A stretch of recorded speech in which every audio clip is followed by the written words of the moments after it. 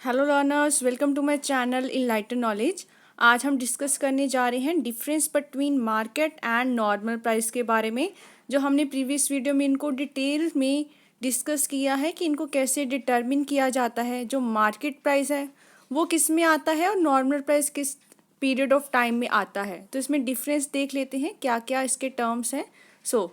The first difference is of time, the most important, जो कि आपका बेसिक डिफरेंस ही है मार्केट और नॉर्मल प्राइस के बीच में, दैट इज टाइम। अब मार्केट प्राइस को किस में डिटर्मिन किया जाता है? शॉर्ट पीरियड ऑफ टाइम में। जो हमने टेबल की हेल्प से भी देखा था कि शॉर्ट पीरियड ऑफ टाइम में जो प्राइस डिटर्मिन होकर आता है उसको हम मार्केट प्राइस का नाम देते हैं। और वैसे ही क्या है, जो normal price is suppose to prevail in the long period, और लॉन्ग टाइम ऑफ पीरियड में जो आपके पास प्राइस प्रिवेल होकर आता है उसको क्या नाम देते थे? नॉर्मल प्राइस का नाम देते थे, क्योंकि ऐसा प्राइस होता था जो खुद से ही एडजस्ट हो जाता था। डिमांड एंड सप्लाई की फोर्सेस उसको खुद से एडजस्ट कर लेती थी, हमारे पास लंबा टाइम ऑफ पीरियड होता था। लेकिन मार्केट प्राइस क्या है, शॉर्ट पीरियड में, जिनको ज़्यादातर हम इन्फ्लुएंस नहीं कर पाते थे, और जो भी मार्केट में प्राइस प्रिवेल कर रहा होता है उस टाइम ऑफ पीरियड पे, वो होता था शॉर्ट पीरियड में। फर्स्ट तो ये पॉइंट हो गया। सेकेंड डिफरेंस देख लेते हैं, दैट इज इक्विलिब्रियम। तो जो मार्केट प्राइस किसका रिजल्ट होता है? That is the result of temporary equilibrium. क्यों? क्योंकि इसमें क्या होता था, एकदम से डिमांड बढ़ जाती थी या डिमांड कम हो जाती थी, तो इसका जो असर पड़ता था उसी टाइम पे जो प्राइस प्रिवेल होकर आता था ना, वो हमारे पास परमानेंट प्राइस नहीं होता, क्योंकि ये क्या होता है, चेंज होता रहता है बार बार कंडीशन सर्कमस्टांसिस को देखते हुए। तो इसको हम लोग क्या कहते हैं? That is called temporary equilibrium. क्योंकि जब मैंने कर्व्स भी बनाई थी, डिमांड एकदम से बढ़ गई तो क्या आता था, डिमांड का राइटवर्ड शिफ्ट हो जाती थी और प्राइस बढ़ जाता था। इसका मतलब डिमांड कम हुई तो प्राइस कम हो जाता था। तो ये इसका परमानेंट इक्विलिब्रियम हमें पॉइंट मिल नहीं पाता, तो that is called the temporary equilibrium. For instance, एकदम से राइज हो गया अम्ब्रेलास की डिमांड में, क्योंकि जो मॉनसून है वो पहले ही अराइव हो गया, या फिर sudden rise in demand for ice, क्योंकि टेम्परेचर बहुत ज़्यादा राइज होना शुरू हो गया। तो ऐसी डिमांड की कंडीशन जो एकदम से होती हैं, जिस वजह से क्या है, परमानेंट प्राइस या इक्विलिब्रियम हमको मिल नहीं पाता।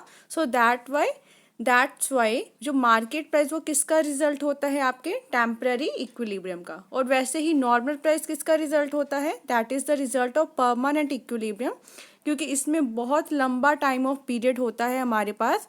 जो डिमांड एंड सप्लाई की फोर्सेस हैं खुद को एक परमानेंट इक्विलिब्रियम पे लाकर खड़ी कर देती है।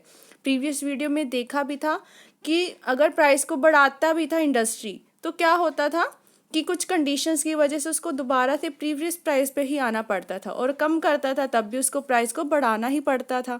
तो दैट्स मीन उसको एक परमानेंट इक्विलिब्रियम मिल जाता है जब हम लॉन्ग टाइम ऑफ पीरियड की बात करें या जो नॉर्मल प्राइस की बात की जाती है। थर्ड पॉइंट है आपका influence of demand and supply. अब ये भी चीज़ आपने पढ़ी है कि डिमांड का इन्फ्लुएंस किस में ज़्यादा होता है, कौन से पीरियड ऑफ टाइम में। मैं आपको दोबारा से बता देती हूँ।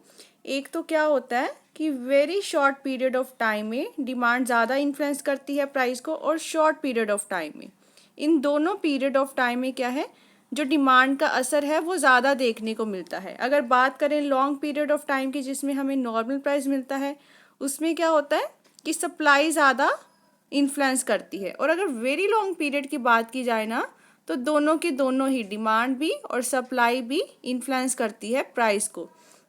मार्केट प्राइस ज़्यादा इन्फ्लुएंस होती है डिमांड से ना, क्योंकि मार्केट प्राइस किसका टर्म है? शॉर्ट पीरियड का।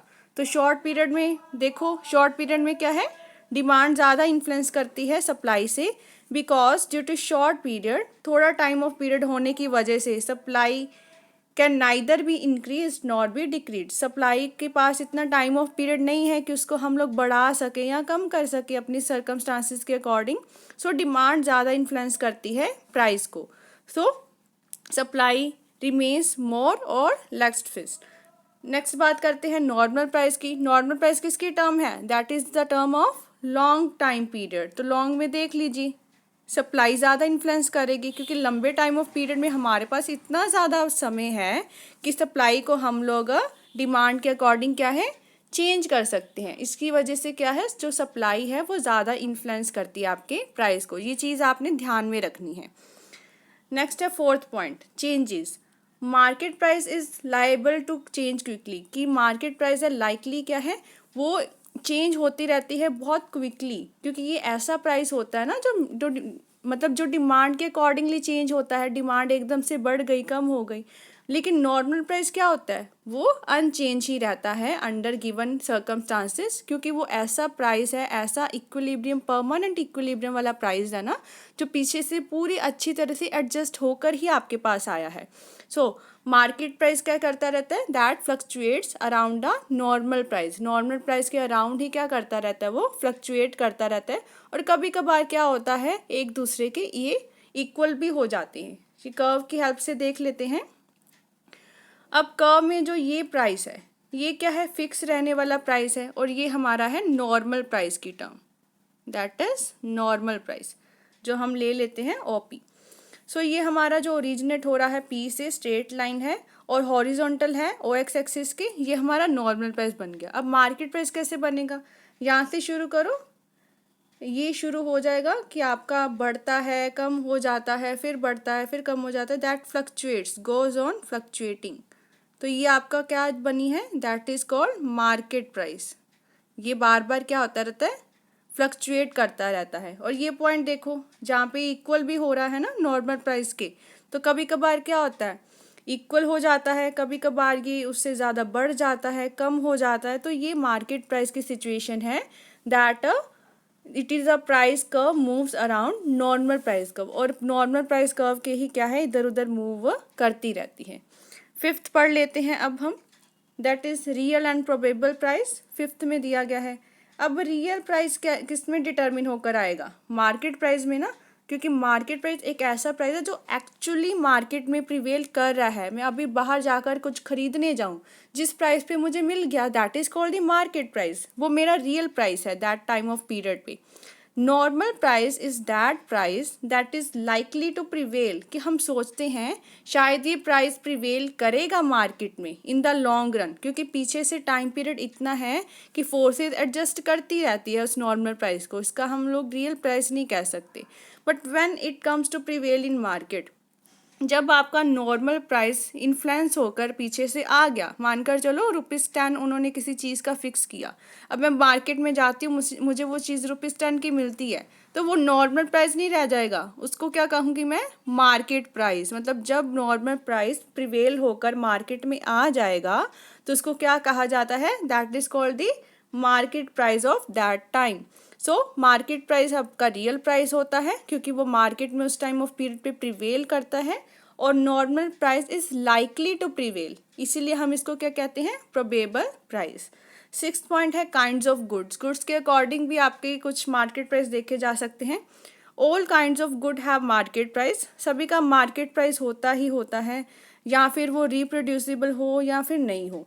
इसका मतलब क्या है, जैसे पोर्ट्रेट्स होते हैं, बहुत ग्रेट आर्टिस्ट जो पोर्ट्रेट्स बनाते हैं, अब उन्होंने तो बना दिए, तो क्या होता है, बार बार उनको रिप्रोड्यूस थोड़ी कर सकते हो।